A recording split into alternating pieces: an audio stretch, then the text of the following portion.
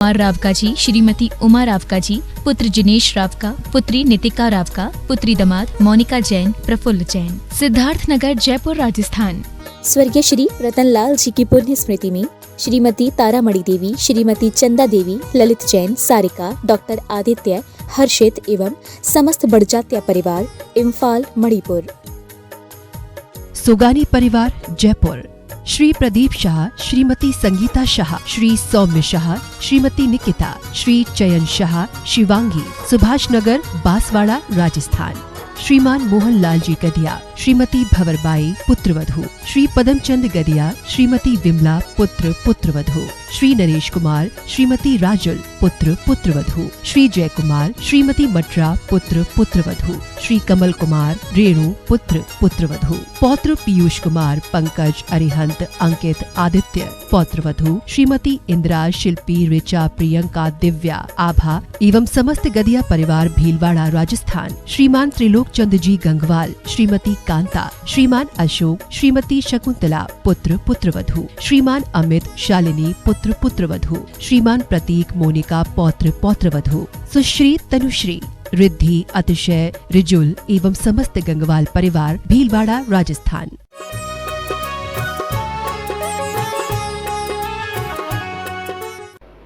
जय श्री नमः सिद्धेभ्यः सर्वमंगल मांगल्यं सर्वकल्याणकारकं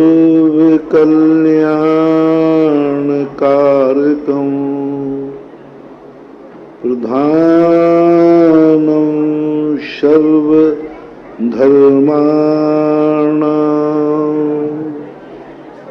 जैनं जयतु शासनं जैनं जयतु शासनं।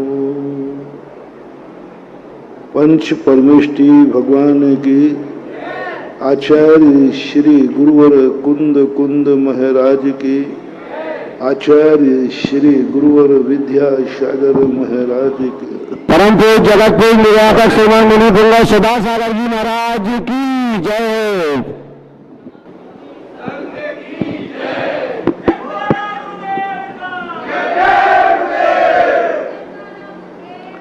इस दुनिया में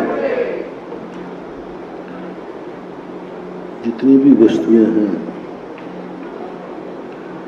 वो दो प्रकार की एनर्जी देते हैं, दो प्रकार की ताकत देते हैं, दो प्रकार का लाभ देते हैं और दो प्रकार की हानि पहुंचाते हैं। एक होता है वस्तु का नेचर, जो स्वयं अपने आप में वह गुण मुख्यता को लेकर के लिए रहता है और उसके अंदर दोनों की दोनों स्थितियां होती हैं। वह स्वाभाविक जो नेचर होता है वो किसी को हानिकारक, किसी को लाभदायक होता है। सर्व का जहर किसी के लिए नुकसानदायक है, किसी को हानिकारक है और किसी को लाभदायक है। भीम के लिए जब सर्प ने काटा तो उसको लाभदायक हुआ, उसका जहर उतर गया, और दूसरे लोगों को यदि सांप काट ले तो मर जाए। इसलिए संसार में जितनी भी वस्तुएं हैं, ऐसी कोई वस्तु नहीं है जो सर्वथा हानिकारक ही है। ऐसी कोई भी वस्तु नहीं है जो सर्वथा लाभदायक ही हो, वह भगवान भी क्यों न हो, वह गुरुजन भी क्यों न हो। कहीं न कहीं से उनमें एक ऐसी परिणति पाई जाती है जो किसी न किसी का विनाश तो करेगी। जो वस्तु किसी को विकसित कर सकती है, वह वस्तु किसी का नाश भी कर सकती है। जिस वस्तु से जगत का कल्याण हो सकता है, उसी वस्तु से जगत का विनाश भी हो सकता है। पूज्य वरुमा स्वामी महाराज ने तत्वार सूत्र के अंदर ये खोज की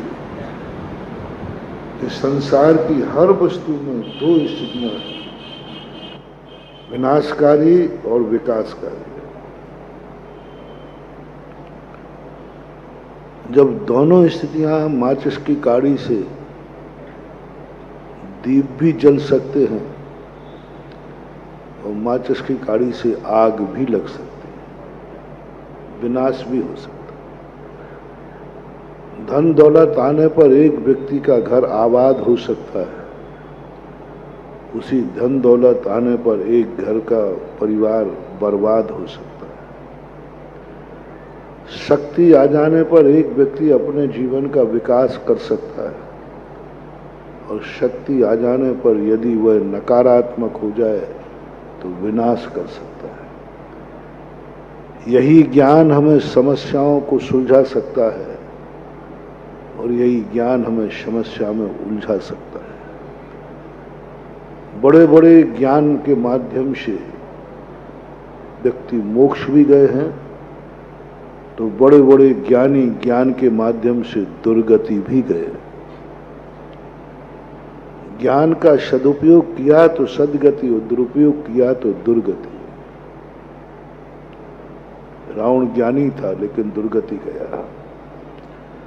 शक्तिमान लोगों ने बड़ी बड़ी तपस्याएं करके आत्म कल्याण किया और शक्तिमान लोगों ने दुरुपयोग करके अपना खुद का विनाश किया। कोई भी हुकूमत, कोई भी पुण्य है, पुण्य हमें लाभदायी होता है ऐसा नहीं। भोजन भूख मिटाता है, भोजन से हमेशा लाभ ही होता है ऐसा नहीं। कई बार भोजन खाने से बीमारी भी आ जाती। कहते ना भाई आज मेरा पेट खराब हो गया, बोले क्यों, मैंने कुछ खा लिया। अरे खाया, अच्छा खाया था कि खाया तो अच्छा ही था महाराज, लेकिन वो नुकसान कर गया। सब चीजों में लगा रहा, दवाई भी अच्छे के लिए लेते, कई बार रिएक्शन हो जाते। तो पहला तो हर वस्तु को तुम दो दृष्टियों से देखने की एक आदत डालो। सबसे बड़ा एक अपने सोच में आ जाए, संसार में किसी भी वस्तु को बुरा मत मानो, मात्र बुरा मत मानो। कोई भी दुनिया में ऐसी वस्तु नहीं है जो सब सर्वथा बुरी हो, दुर्गुण ही दुर्गुण हो। ऐसा कोई भी व्यक्ति नहीं है तुम्हारे लिए जो सर्वथा तुम्हारे लिए नुकसानदायक ही हो। एक पहली धारणा अपनी जिंदगी में बनाओ। पहला, सबसे पहला अपना मन का सूत्र ये जमालुद्दीन में, सर्वथा हानिकारक नहीं मानूंगा, चाहे वो सर्प भी क्यों ना हो। सर्प में भी एक गुण होता है। गिर घरों में सर्प होते हैं, उन्हें कभी भी कैंसर की, एड्स की ये बीमारियां नहीं होती। सर्प इसका सबसे बड़ा दुश्मन है, उन वायरसों को पनपने नहीं देता, लेकिन नुकसान भी है। किसी दिन चपेट में आ गए तो सपेरे को रोजी रोटी भी देता है और सपेरे की मौत भी सांप से होती है। मच्छर, मक्खियां आदि ये सब, इनको मच्छर बुरा है नहीं, मच्छर सबसे अच्छा चीज है। पूरे साल भर में एक बार व्यक्ति को मच्छरों से जरूर अपने शरीर को कटवाना चाहिए। सांप से तो नहीं कहूंगा क्योंकि वो थोड़ा ज्यादा हो जाएगा, लेकिन यदि बिच्छू काटे तो चल जाएगा, मरोगे नहीं। थोड़ा कम बिच्छू वाले को कटाना है, एक बार उसका जहर शरीर में जाना जरूरी है। जिंदगी में एक बार बिच्छू का जहर चला जाए, सांप का जहर चला जाए तो अति श्रेष्ठ है, अति श्रेष्ठ है, लेकिन वो इतना पावरफुल है, इतना पावरफुल है कि वह सहन करना खतरा है, सहन करना खतरा है। लेकिन बिच्छू का जहर यदि एक बार जिंदगी में तुम्हें कभी बिच्छू ने डंक मार दिया हो, बहुत महानुभाव, ये प्रकृति का टीका है। आप लोगों ने देखा छोटे बच्चों को एक टीका लगता है, सब आज भी लगता है, कोई पोलियो का टीका लगाते, कोई वो माता निकलती थी उसका टीका लगता है। वो टीका तो तुम्हारे डॉक्टर के द्वारा बनाया हुआ है, प्रकृति ने बिच्छू मात इस टीका के लिए बनाया है। बिच्छू को जो जहर दिया डंक में एक बहुत बड़ा टीका है। एक बार बिच्छू के डंक का टीका ना जाने कितनी बीमारियों से बचा देगा, जिंदगी भर की बीमारियां। एक बार बिच्छू का जहर शरीर में पहुंचना चाहिए। विदेशी लोग, अमेरिका लोग इन जहरों पर बहुत बहुत ज्यादा शोध कर रहे हैं। फार्मेसी में इनका बहुत बड़ा रूप है। यानी बिच्छू भी उपयोगी है, निरुपयोगी नहीं, वो एक टीका का काम कर रहा है। मच्छर जो है महानुभाव, आजकल तुम लोग बहुत बुरी हालत हो गई। मच्छर आपको एक बार 24 घंटे में एक बार एक आध मच्छर को काटने दिया करो। मच्छर से तो ज्यादा खतरा नहीं है, पर एक आध बार काट जाए तो उसे उड़ाने मत दो। एक मच्छर को पूरा काट लेना। उस मच्छर का जो पॉइजन है, इतना जहर होता है उसमें, वो यदि बॉडी में व्याप्त हो गया, अनेक अनेक बीमारियों से तुम बच जाओगे। आज ये हर चीज पर थोड़े थोड़ी चीज में बीमारियां हो रही। खटमल जो था, पहले खटमल होता था आपके बिस्तरों में, पलंगों में, वो नींद तो नहीं लेने देता, लेकिन सबसे बड़ी दवाई थी शुगर की। खटमल सबसे ज्यादा शुगर का सबसे बड़ा दुश्मन है। इनको शुगर हो, वो अपने बिस्तरों में 10-5 खटमल पाल ले। अब आज खटमल ही नहीं मिले, सब मार डाले, सब मार डाले। यानी कुदरत ने बहुत बड़े बड़े डॉक्टर दिए थे, लेकिन उनको तो तुमने मार डाला और अब फीस दे दे करके डॉक्टरों को पालते हैं। खटमल वो जो है काटता था, पक्का है, नींद नहीं लेने देगा, लेकिन बहुत बड़ा वरदान था। ये चींटियां, ये कीड़े मकोड़े, ये नालियों में जो कीड़े करने के नेचर है, प्रकृति का बहुत बड़ा सफाई अभियान है। अपन को लगता है कि इस कीचड़ में, इस नाली में कीड़े पड़ गए, वो कीड़े नहीं है। इसका खोज आपके सामने है। सेप्टिक टैंक बनता है, उसमें क्या छोड़े जाते हैं? कीड़े। वो क्या करते हैं? इतना बड़ा सेप्टिक टैंक है, उसमें कितनी गंदगी महीनों की, सालों की सब पड़ी रहती है। अभी तक तुम्हारा सारी दुनिया गंदगी से, दुर्गंध से भर जाती है, लेकिन उसमें भी कीड़े पड़ जाते हैं। वो कीड़े उस गंध को समाप्त करते हैं, उन वायरस को खाते हैं जिससे रिएक्शन, बीमारी फैलना है। तो ये संसार में किसी भी चीज को देखना है, वो कीड़ा नाली में बिलबिला रहा है, तुम्हें गंदा लग रहा है देखने में,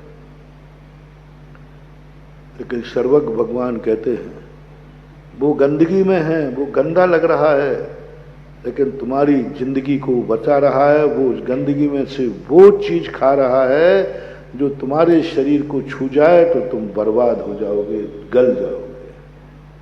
वो कीड़े उसमें खाते हैं। कुदरत की देन है, कोई भी वस्तु सड़ती है उसमें कीड़ा पड़ता है। अच्छी वस्तु में कीड़े नहीं पड़ते, सड़ती में पड़ते, क्योंकि जैसे वस्तु सड़ेगी उसमें वायरस उत्पन्न होंगे, तो सबसे ज्यादा मनुष्य को हानिकारक होता है।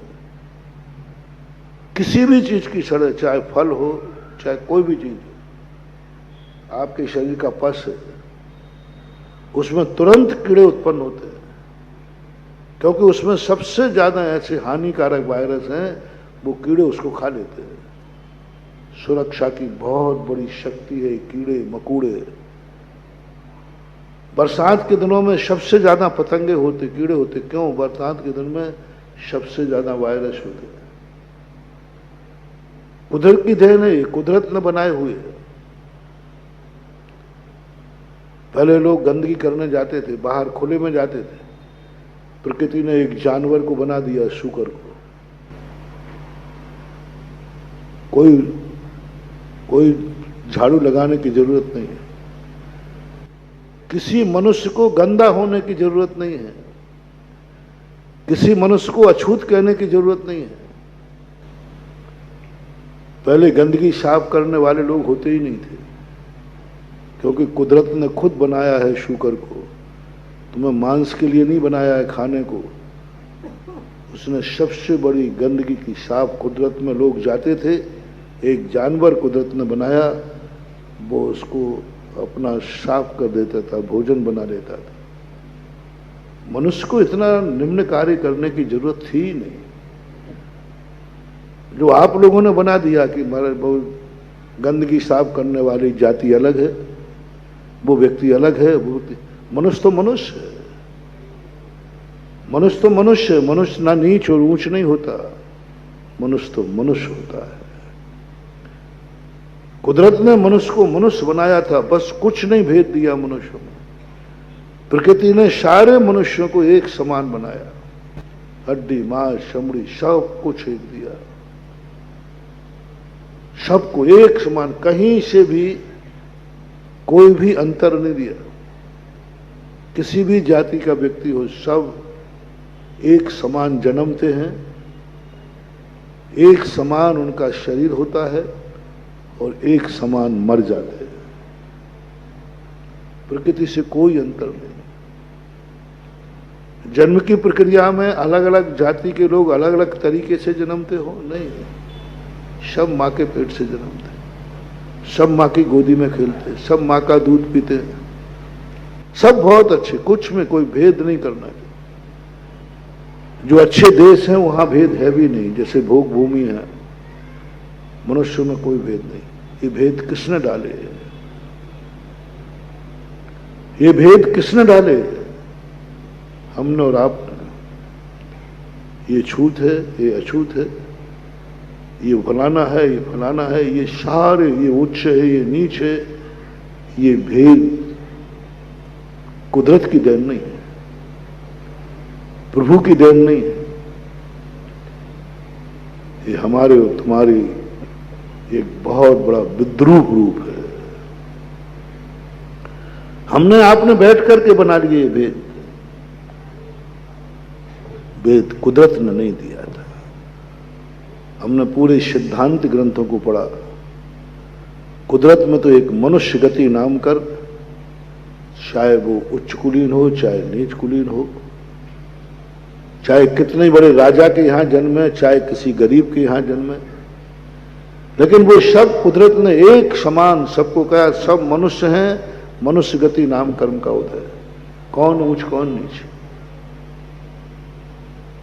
मरने की प्रक्रिया सबकी एक है, सब एक साथ ऐसे मरते हैं, एक साथ जला के राख कर देते हैं। ये बीच का जो खतरनाक जीवन था, जो हमारे तुम्हारे हाथ में था, कुदरत के हाथ में नहीं था। मैंने एक दिन प्रवचन में कहा था, जन्म के पहले सब कुछ प्रकृति की गोद में है, प्रकृति माँ की गोद में है, और जब तक तुम्हारी जिंदगी माँ की गोद में है तब तक तुम्हारे साथ कोई पक्षपात कर नहीं सकता। माँ सबको एक तरीके से रखती है, माँ के पेट में एक तरीका। राजा का बेटा राजकुमार भी पेट में आएगा तो उसी तरीके से रहेगा जिस तरीके से गरीब का माँ का बेटा पेट में रहता। कोई अंतर नहीं। उसको कुछ अलग भोजन मिलता हो, उसको अलग कोई वीआईपी मिलता हो, वहां कोई उसकी अलग व्यवस्था हो, नहीं, कुछ नहीं, एक समान सब। और मौत भी जब हुई तो सबकी एक समान मार थी, मौत कर दी। किसी को कुछ अचानक ढंग से मरण हो, नहीं, बीच का जीवन हमारे हाथ में था और हमने बैठ करके इतनी पंचायतें बना ली। क्यों बनाना पड़े? किसने बनाया ये छुआछूत? इस विज्ञान ने, इस विज्ञान की देन है, धर्म की देन नहीं,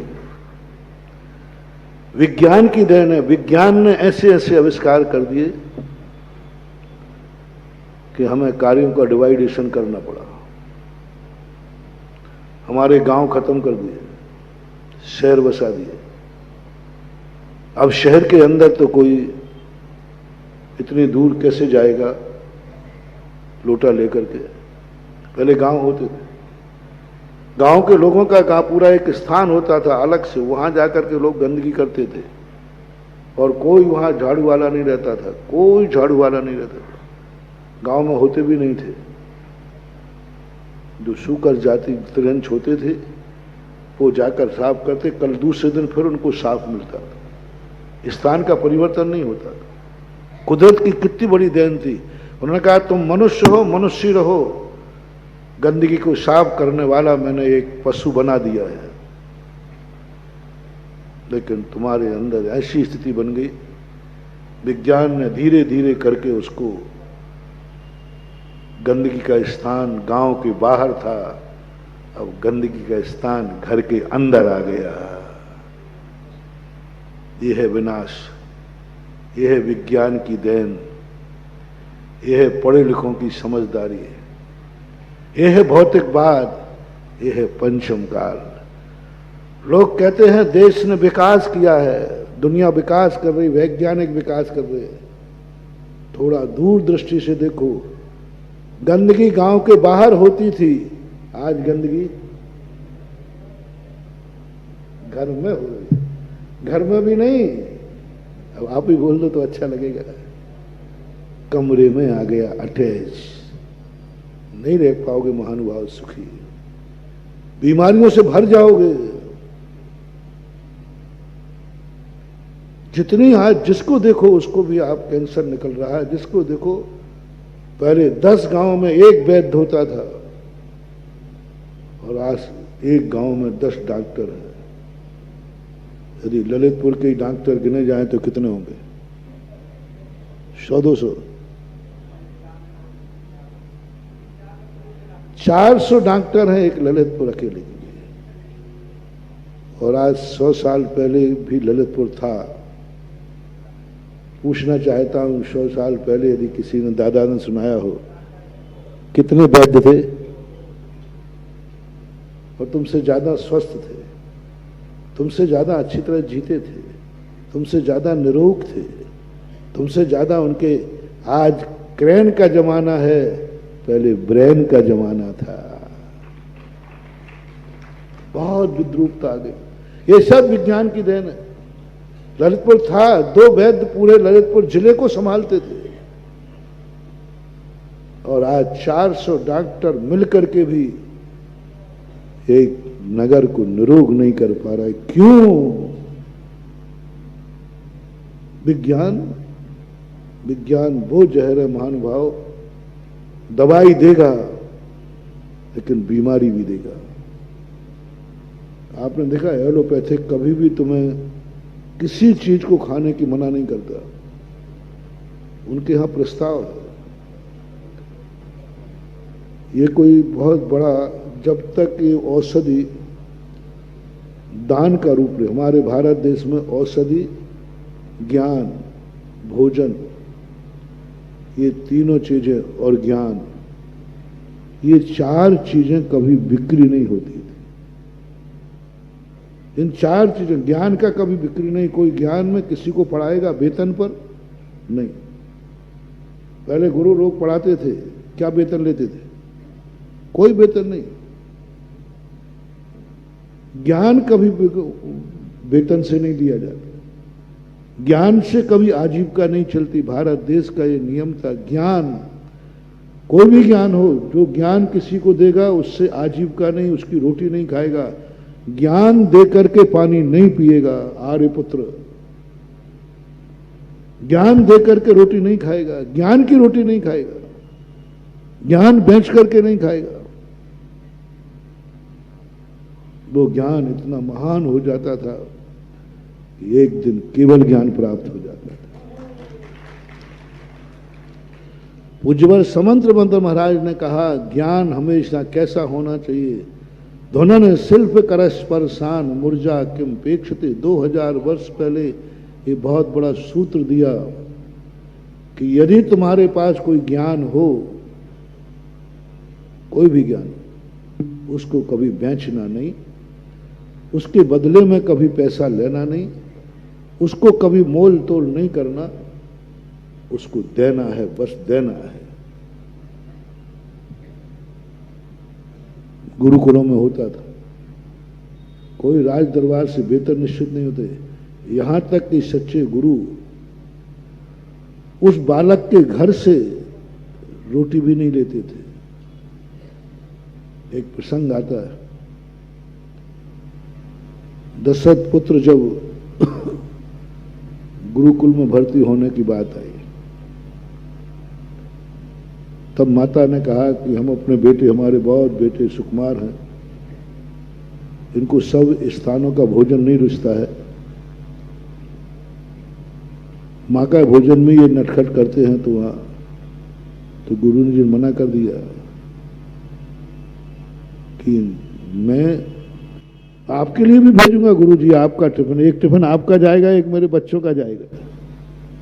गुरु ने मना कर दिया, ना मैं और ना आपके बच्चे, जब तक मैं पढ़ा रहा हूं और आपके बच्चा पढ़ रहा है, घर का पानी नहीं पिएंगे, वो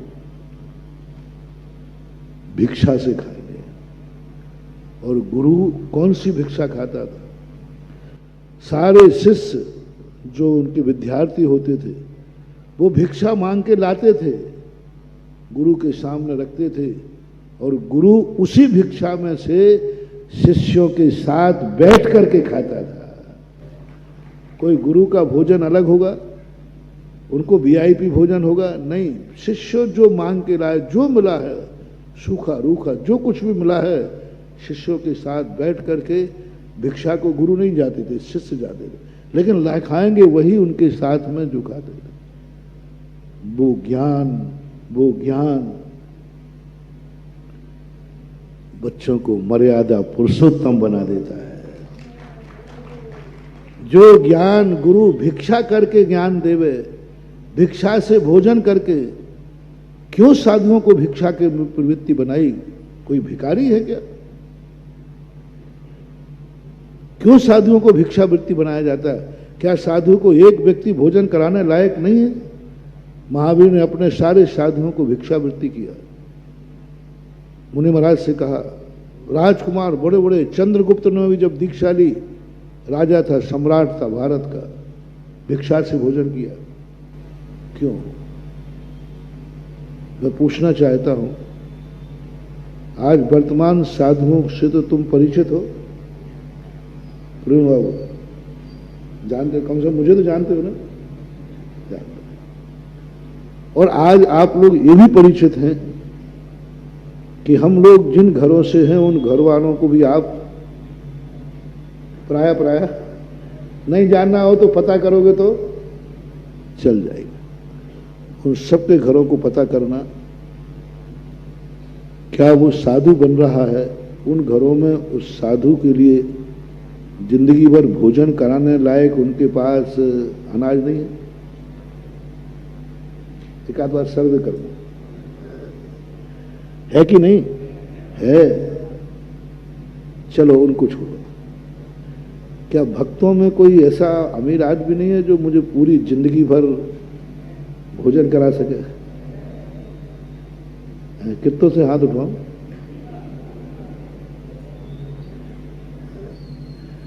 अरे महाराज आप ये कर तो लो, हमारे तो अवभाग्य हो जाएंगे। फिर क्यों नहीं? जिस घर को छोड़ा है उनके वो माँ बाप, परिवार भी भोजन की व्यवस्था करने को, और जब समाज में आते तो भक्त चाहता है कि सारी जिंदगी भर गुरु का आहार मेरे यहाँ ही होता रहे। फिर क्यों महावीर ने परेशान किया? क्यों महावीर ने नियत नहीं किया? फिर क्यों साधुओं को भिक्षा के लिए बाध्य किया? महानुभाव, भिक्षा का भोजन, अन्यत भोजन। और दूसरी बात ये और कह दिया कि निमंत्रण से नहीं जाओगे। एक दिन पहले बता दो कल हमारे यहां है, अरे फिर तो सब खत्म हो जाएगा, सब खत्म हो जाएगा। इतना बड़ा साइंस दिया। 2000 वर्ष पहले भट्ट के आचार्य महाराज ने सबसे ज्यादा साधुचर्या का मनोविज्ञान प्रस्तुत किया। पहली बात तो किसी एक घर से लेने का उन्होंने मना कर दिया। दूसरी बात उन्होंने किया, चलो कोई बात नहीं, तुम एक घर में जाओगे, आज इधर कल उधर परसों उधर, लेकिन उस घर के सदस्य को मालूम नहीं होना चाहिए कि आज तुम यहां जाओगे। उसको मालूम नहीं होना चाहिए। इसमें क्या बुराई थी? ठीक है, ये तो ठीक है कि एक घर से जाएंगे तो 2-3 हानि है। एक तो मोह जाग जाएगा, दूसरा दूसरे को लाभ नहीं मिल पाएगा। तो मामला, ये बात तो समझ में आ गई। लेकिन हम एक में ही जाएंगे, द्वारा नहीं जाएंगे वहां। लेकिन ये क्यों कि तुम निमंत्रण से नहीं जाओगे? तुम्हें आज किसके यहां भोजन करना है ये किसी श्रावक को मालूम नहीं होना चाहिए। उसको भी नहीं मालूम होना चाहिए कि आज महाराज हमारे यहां आएंगे। आपको मालूम, शाम को मालूम कर लो, सुबह मालूम कर, महाराज जी आज हमारे यहाँ। सब रिश्तेदार को बुला लो, महाराज जी कल हमारे यहाँ आएंगे। नहीं, मैंने कि इसमें क्या बुराई है? एक दिन में एक को जाएंगे, फिक्स फायदा। देखो आज के सुधारवादी लोग कितना फायदा, आज ये कर दो, बहुत परेशान है। आज 2-2 महीने हो गए, 60-60 दिन हो गए, आपका हार नहीं हो पा रहा। महाराज जी एक फिक्स कर दो, उसमें कम से कम एक ही दिन तो परेशान होंगे। हम 60 दिन से परेशान हो रहे हैं, फिर भी आपका हार नहीं हो रहा। हाँ 2-2 महीने हो गए कई लोगों को यहाँ पर नंबर लगा हुआ। अब लोगों 50 शौके लग रहे, तो 50 शौके कितने परेशान हो रहे हैं? सुधारवाद बताओ। सब जगह शुद्ध भोजन बन रहा है, शुद्ध पानी बन रहा है, सब कुछ, कितनी परेशानी हो रही है। और एक यदि फिक्स कर दिया जाएगा तो एक ही तो, और वो भी उसका बेचारी की मेहनत बेकार नहीं जाएगी। आप लोग तो बिल्कुल कहा महाराज जी यही होना कायदा से यही चाहिए, नहीं तुम नहीं पहुंच पाओगे उन महान आत्माओं की सोच तक। उन्होंने कहा क्या करोगे ऐसा करके, क्या करोगे? साधु का तो पेट भर जाएगा, लेकिन मान लीजिए चातुर्मास में रुक गए तो एक चातुर्मास के 320 दिन होते हैं। 130 दिन मान लीजिए, 130 दिन होते हैं। 130 दिन में 130 घर में ही जा पाएंगे तो कितनों को लाभ मिला? और घर 5000 है। महावीर ने कहा साधु तो 130 घर में ही जाएगा, साधु तो एक दिन में एक ही घर में जाएगा, लेकिन साधु को आहार देने का पुण्य 50 लोगों को लगेगा प्रतिदिन। आहार हुआ है या नहीं हुआ सवाल नहीं है, तुमने आहार देने का भाव किया है कि नहीं हुआ, बात इतनी सी है। कितनी बड़ी पैठी है। 50 लोग, साधु एक घर में गया लेकिन 50 लोगों ने भावना भाई है 50 लोगों का, यानी 4 महीने में साधु 130 घर में जाएगा।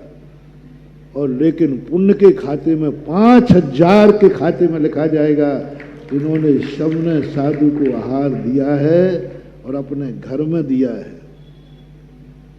दुनिया का कोई व्यक्ति इस गणित को, साधु पहले बताओ कितने दिन रुका था? बोले 130 दिन।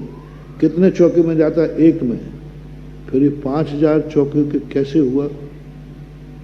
वही खाते में लिखा रहेगा तुम्हारी किस्मत, इन्होंने आहार दिया, आहार दिया, आहार दिया। इस सन में 2022 में दिया। कैसे हुआ? देवता का भी दिमाग ठनक जाएगा, ये हुआ कैसे?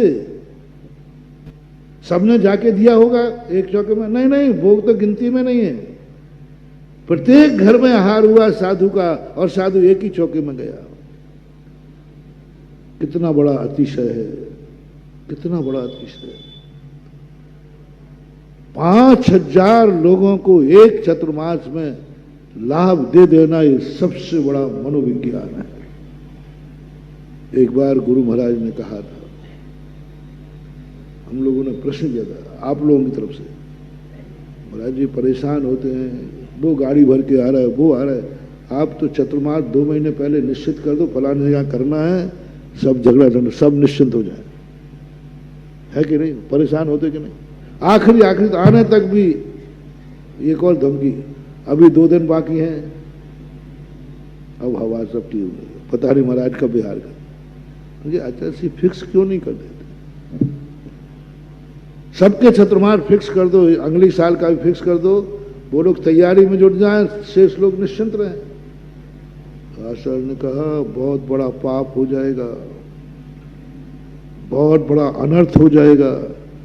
साधु की चर्या जिस दिन नियत हो जाएगी, चातुर्मास निश्चित हो सकता है तो आहार भी, तो एक निश्चित तो सब निश्चित, बिहार निश्चित है तो आहार निश्चित, चतुर्मास निश्चित, सब निश्चित हो जाएगा। फिर तो यही कहेंगे महाराज आप तो चौका निश्चित कर दो, तारीख डाल दो, इस तारीख में इनका, इस तारीख है, ऐसे आप लोगों के यहाँ होता है।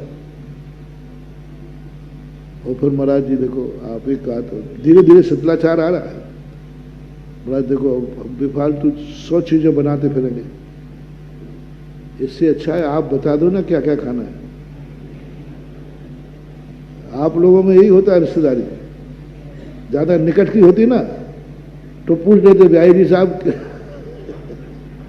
क्या बोले, तो महाराज को भी नहीं छोड़ोगे, महाराज से भी कहोगे महाराज जी क्यों हम पर परेशान करते हो, हम बनाए और फिर आप निकाल दो तो हमारी मेहनत बेकार और हमें दुख होता है। इससे अच्छा आप आहार निश्चित हो गया, आहार का स्थान निश्चित हो गया, बिहार निश्चित हो गया, चतुर्मास निश्चित हो गया। हो सकता है, कोई बड़ी चीज नहीं, महावीर कर सकते, साधु को घाटा कम है। आचार्य का महान पाप हो जाएगा। मैं नहीं जान रहा हूं कि सब परेशान हो रहे हैं, चतुर्मास एक ही जगह हुआ है। मैं नहीं जानता हूं कि आहार मुझे एक ही दिन का एक ही स्थान पर करना है और ये सैकड़ों लोग परेशान। क्या ये बात महावीर नहीं जानते थे? सर्वज्ञ थे वो, क्या हम लोग नहीं जानते? हमें चतुर्मास एक स्थान पर करना, सब जगह के गाड़ियां भर भर के लोग आ रहे हैं, नारियल चल रहे हैं, ये चल रहे हैं। मुझे नहीं मालूम कि चौका एक में जाना है, फिर भी 50 चौका का दृष्टि क्यों डाल रहे हैं? ओ आंखें खोल दी गुरुजी ने, उन्होंने कहा कि आप देखो चमत्कार देखो इसमें, चतुर्मास तुम एक स्थान पे करेगा कि 2 स्थान पे, लेकिन जितने लोग लगे हैं जितने लोग चतुर्मास का प्रयास कर रहे हैं, तुम चतुर्मास एक स्थान पे करोगे और जिन जिन ने प्रयास किए हैं उनको चतुर्मास का पुण्य सबके खाते जाएगा। वही प्रस्ताव कर लिया कि इस समय कमेटी पंचायत बैठी, अपन को महाराज के पास चतुर्मास का श्रीफल चढ़ाने जाना, बस लिखा गया, चतुर्मास हो गया तुम्हारा।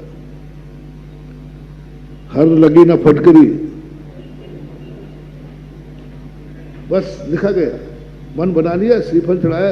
अब महाराज नहीं भी आते हैं तो आपके खाते चतुर्मास का पुण्य लगेगा। पूरी जिंदगी में कितने चतुर्मास कर पाओगे? 100 साल जियोगे तो 100। नगर कितने हैं? नगर कितने हैं? कितने लोग चतुर्मास चाहते हैं बोलो, भारत के लोग? फिर आचार्य का और पूछ लो कितने चाहते हैं? अरे आचार्य तो बाद में रही, पहले मेरे ही बता दो कौन कौन चतुर्मास चाहता है? अरे सब करा देंगे, जिनके यहां हो गए तो वे तो मत उठाओ हाथ, वे तो महाराज और पहले, क्योंकि वो टेस्ट ले चुके हैं।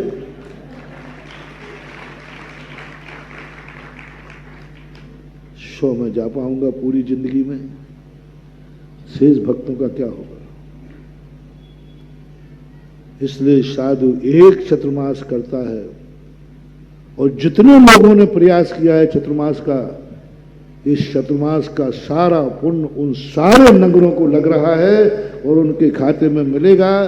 तुमने इतने वर्षों तक साधु का चतुर्मास कराया। वो कहेंगे ऐसे नगर हैं जिनको अभी चतुर्मास मिला ही नहीं, और हर साल प्रयास करते हैं। हर साल तुम्हारे यहाँ चतुर्मास हुआ? बोले साहब नहीं हुआ, एक बार भी नहीं हुआ। बोले हुआ है, हुआ है। आपने प्रस्ताव भाव किया था ना, आपकी भावना ही चतुर्मास है। कृत, कारित और मन, वचन, काया। काया से नहीं हो पाया, लेकिन मन से तो हो ही गया ना। तुमने प्रस्ताव कर लिया चतुर्मास कराना है। आप एक बात। दूसरी बात, जितने दिन तक चतुर्मास घोषित नहीं हुआ उस समय उनकी विशुद्धि कितनी बढ़ गई। एक व्यक्ति के जल्दी चौके में हार हो गया। देखना घाटा, देखना जिसकी जल्दी होने वाला है। बड़े अहंकार जड़ापन तो बहुत जल्दी, पुण्यात्मा जीव हैं, बहुत घाटा है। तो पुराना बासा खा लिया, नई कोई कमाई जो होने वाली थी ना। एक व्यक्ति का पुरानी उगाई आ गई और एक व्यक्ति की पुरानी उगाई तो नहीं आई, वो तो डूब गई, लेकिन नई कमाई इतनी हो गई कि पुरानी कोई मायना नहीं रखती। यदि आपका पुरानी उगाई का 1 लाख रुपया कहीं पड़ा है, आप उसको उगाने में लगे हो, बार बार दुकान बंद करके जाते हो और दुकान खोलोगे तो कई लाखों कमा लोगे, तो समझदार व्यक्ति क्या करेगा? वो 1 लाख के पीछे लगेगा जो लाखों, वो कहेगा ठीक है आ जाएगा, तो प्रयास तो करेगा, वो प्रयास तो करेगा, लेकिन दुकान बंद करके नहीं जाएगा, क्योंकि वहां 1 लाख है ना, यहां 10 लाख कमाऊंगा, नई कमाई करूंगा ना। आ जाए तो ठीक, नहीं आए तो नहीं, तो कमा ले। ऐसे ही महानुभाव, जिसके चौके में जल्दी आहार हो गया, उसने अपनी पुरानी उधारी उगियाई, पुराना पुण्य पड़ा था हो गया, और नई दुकान बंद हो गई, क्योंकि महाराज का हार हो गया। सुन रहे हो रे मूर्खानंदो? जल्दी आहार हो गया। बड़े पुण्यात्मा जीव हैं, बड़े कायदा से आहार जल्दी होवे या नहीं होवे, आज आहार हो गया। अब देखो, मैं उसकी भी नई दुकान खुलवा देता हूं, खोल सको तो खोल लेना। पुरानी उधारी आने के बाद दुकान बंद नहीं करना, बल्कि दुकान को और माल बढ़ा देना। आहार होने के बाद व्यवहार होवे या न होवे, जब तक साधु मेरे नगर में है, मेरा चौका तो लगेगा, बस खत्म बात। और निर्णय हो चुका कि साधु का एक बार ही आहार होगा, क्योंकि बहुत चौके हैं। मैंने नहीं कहा कि महाराज आए, लेकिन चौका तो लगेगा। एक नगर का नियम था, साधु आते ही, गांव था छोटा सा, साधु आते ही चाहे 1 दिन को आए चाहे 1 महीने को आए, प्रत्येक घर में चौका लगता था। एक कारिका माता ने सुनाया मुझे संस्मरण, उन्होंने कहा कि भाई इतने चौके क्यों लगा रहे हैं? मैं रुकूंगी नहीं, 1 दिन रुकना है, पर बाद में तुम कहोगे हम लोगों के तो आहार ही नहीं हुए। उलाय ना देने में आप लोग नंबर 1 के हो, महाराज क्यों लगा रहे? उन्होंने कहा माता जी, मैंने कब कहा कि आप हमारे सब चौकों में आओ? हमने कब कहा कि चौकों में आओ? हमारे गांव में किसी ने बोला क्या? आप स्वतंत्र हैं कहाँ जाना है, और हम स्वतंत्र हैं कि हमें लगाना है, बस खत्म। बोले साधु के आने से हमारे नगर में एक काम होता है, प्रत्येक घर में शुद्ध भोजन बनता है कुआ का, कोई अशुद्ध भोजन नहीं खाता। तो आपके माध्यम से हमारे पूरे नगर को जितने दिन आप रुकोगे, शुद्ध खाने का सौभाग्य मिलेगा। ये पुण्य कम है क्या? उसी दिन आपको मालूम है कि इतने वर्ष के बाद इस तारीख को मेरा वो बता देगा, उसी दिन बता देगा। उसी दिन, जिस दिन आपने पहले दिन ज्वाइन किया, उसी दिन मालूम है कि इस तारीख को मेरा रिटायरमेंट है, क्योंकि वो नौकर है, क्योंकि वो नौकर है। उसके लिए एक दिन भी घटाएगा बढ़ाएगा तो उसका एक यूनियन अलग होता है, लेकिन फिक्स टाइम। बस जैन दर्शन में महावीर स्वामी कहते हैं, तुम भी संसार में नौकर बन के रहो, हर चीज का टाइम फिक्स करो। मैंने व्यापार आज दुकान खोली है, इस तारीख में दुकान खोली है, इतने वर्ष के बाद इस तारीख में इसमें बैठना बंद हो जाएगा। कब घोषणा करना है?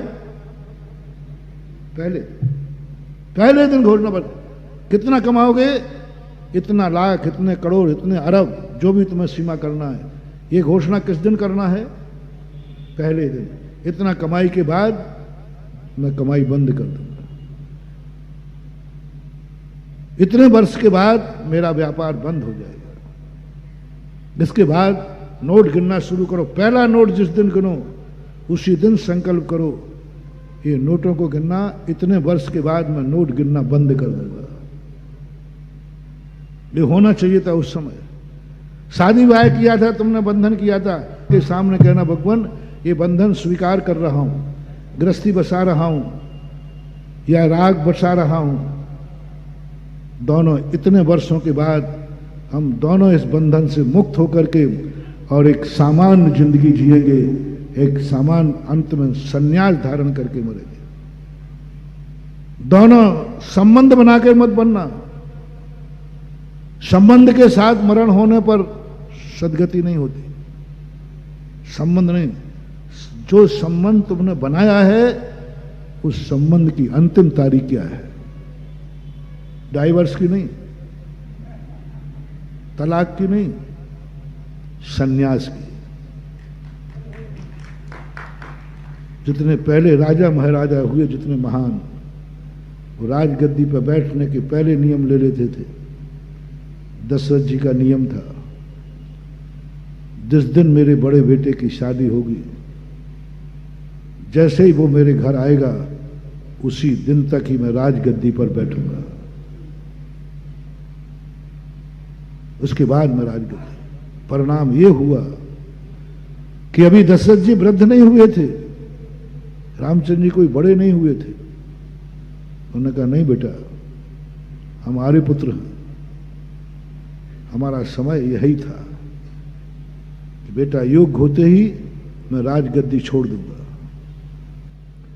ऐसे ही तुम्हें डाइवर्स नहीं लेना है, सन्यास लेना है, और ये उसी शादी के मंडप पे करना है। इतने दिन तक हम दोनों गृहस्थी में रहेंगे, इसके बाद दोनों इस तारीख में इतने वर्ष में सन्यास धारण कर लेंगे और दोनों साधु बने तो ठीक, नहीं तो घर में रहेंगे, लेकिन एक सामान्य जीवन जिएंगे, वानप्रस्थ में रहेंगे।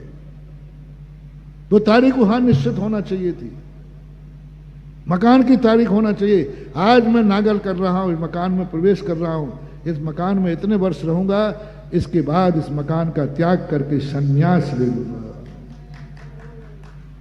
बस इतने वर्षों तक मकान में रहूंगा, उसके बाद मेरा वानप्रस्थ हो जाएगा, उसके बाद मैं सन्यासी हो जाऊंगा, उसके बाद नहीं रहूंगा। जो कुछ भी तुमने किया है, हम किसी भी चीज की सीमा नहीं बांध रहे, जो कुछ भी तुमने शुरुआत किया है उस सब पर एक अंतिम तारीख, एक्सपायर डेट, एक्सपायर डेट। जो भी क्रिया तुम करते हो, बहुत लेट हो गए, बहुत लेट हो गए, चलो कोई बात नहीं, भूल चूक लेना देना आगे फिक्स कर दो। जो हो चुका, अब पुरानी बातें निकालने से क्या मतलब? जो हुआ सो हुआ, अब मत खोदो कुआ, इतने में बोला सुआ, सब मिल खाओ मालपुआ। चलो आज सही, जब जागो तभी सवेरा। आज तुम्हारी हर सीमा पर घर में मीटिंग कर लेना, हर चीज पर विचार कर लेना। एक्सपायर डेट आपको देना है हर चीज की। कितना गिनोगे, कितना करोगे, कितना बारात में जाओगे, कितने मकान बनाओगे, कितना व्यापार करोगे, कितना झूठ बोलोगे, जो कुछ तुम्हें करना है अंतिम तारीख आप घोषित कर दो।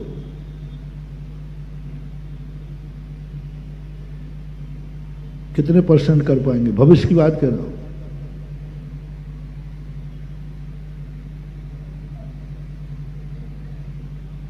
इधर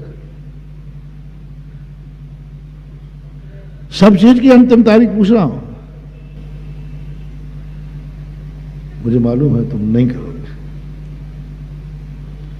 नहीं करोगे तो फिर दूसरा एक मेरे बात मानो, बस धर्म को भी असीम कर दो। मैं इसको कब तक करूंगा? मंदिर कब तक जाओगे? माला कब तक फेरोगे? दान कब तक दोगे? कितना दोगे? कितना दोगे? स्वाध्याय कितना करोगे? मगर कोई सीमा नहीं, असीम। आज के बाद मैं किसी धर्म क्रिया की सीमा नहीं बांधूंगा। मंदिर कितनी देर को जाओगे? असीम कर दो। कोई पूछे कितनी देर, कब लौट के आओगे?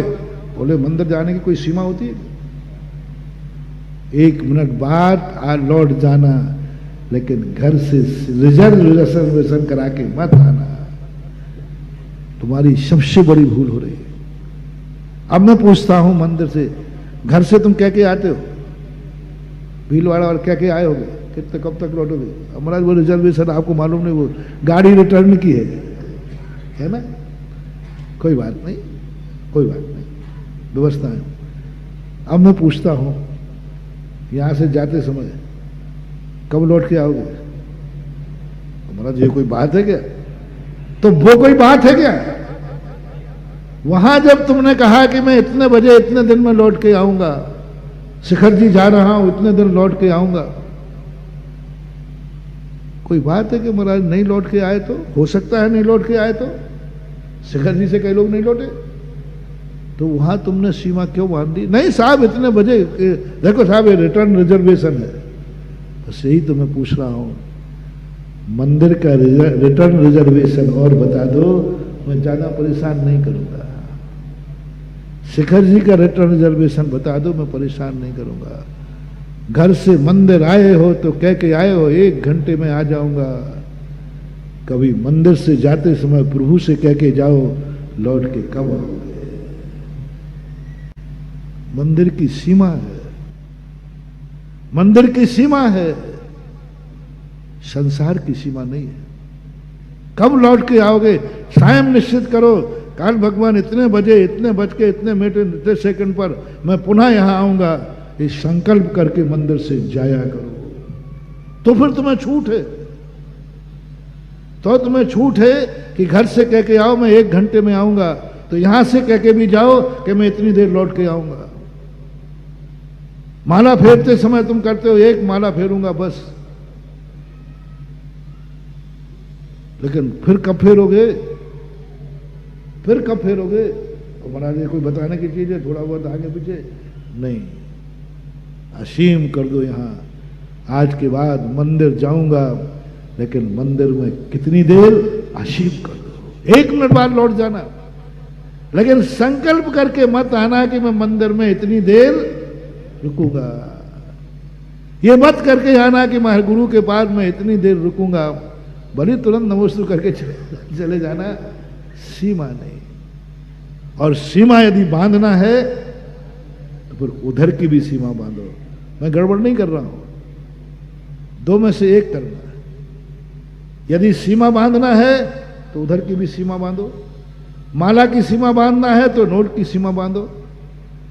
विधान में बैठने की सीमा बांधना है तो बारात में जाने की सीमा करो कि भाई महाराज जी मैं साल भर में 1 बारात अटेंड करूंगा, ठीक है?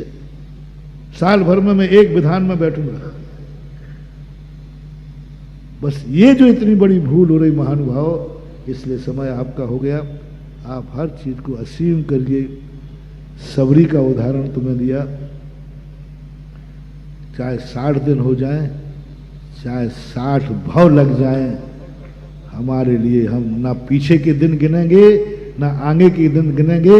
हम तो महाराज हैं तो चौका लगेगा तो लगेगा, बस खत्म। मत दिलाओ महाराज को यार, लगने दो, चलने दो, नई कमाई चालू है और आहार होते ही फिर क्या करोगे तुम, सही बताओ।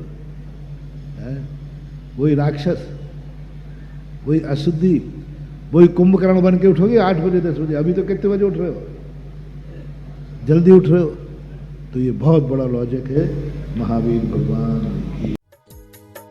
इस कार्यक्रम के पुण्यार्चक थे श्री महावीर कुमार रावका जी, श्रीमती उमा रावका जी, पुत्र जिनेश रावका, पुत्री नितिका रावका, पुत्री दामाद मोनिका जैन, प्रफुल्ल जैन, सिद्धार्थ नगर, जयपुर, राजस्थान। स्वर्गीय श्री रतनलाल जी की पुण्य स्मृति में श्रीमती तारामणि देवी, श्रीमती चंदा देवी, ललित जैन, सारिका, डॉक्टर आदित्य, हर्षित एवं समस्त बड़जात्या परिवार, इम्फाल, मणिपुर। सुगानी परिवार, जयपुर। श्री प्रदीप शाह, श्रीमती संगीता शाह, श्री सौम्य शाह, श्रीमती निकिता, श्री चयन शाह, शिवांगी, सुभाष नगर, बांसवाड़ा, राजस्थान। श्रीमान मोहन लाल जी गदिया, श्रीमती भंवरबाई, पुत्रवधू। श्री पदमचंद गदिया, श्रीमती विमला, पुत्र पुत्रवधू। श्री नरेश कुमार, श्रीमती राजुल, पुत्र पुत्रवधू। श्री जय कुमार, श्रीमती मटरा, पुत्र पुत्रवधू। श्री कमल कुमार, रेणु, पुत्र पुत्रवधू। पौत्र पीयूष कुमार, पंकज, अरिहंत, अंकित, आदित्य, पौत्रवधू। श्रीमती इंदिरा, शिल्पी, ऋचा, प्रियंका, दिव्या, आभा एवं समस्त गदिया परिवार, भीलवाड़ा, राजस्थान। श्रीमान त्रिलोक चंद जी गंगवाल, श्रीमती कांता, श्रीमान अशोक, श्रीमती शकुंतला, पुत्र पुत्रवधू। श्रीमान अमित, शालिनी, पुत्र पुत्रवधू। श्रीमान प्रतीक, मोनिका, पौत्र पौत्रवधू। सुश्री तनुश्री, रिद्धि, अतिशय, रिजुल एवं समस्त गंगवाल परिवार, भीलवाड़ा, राजस्थान।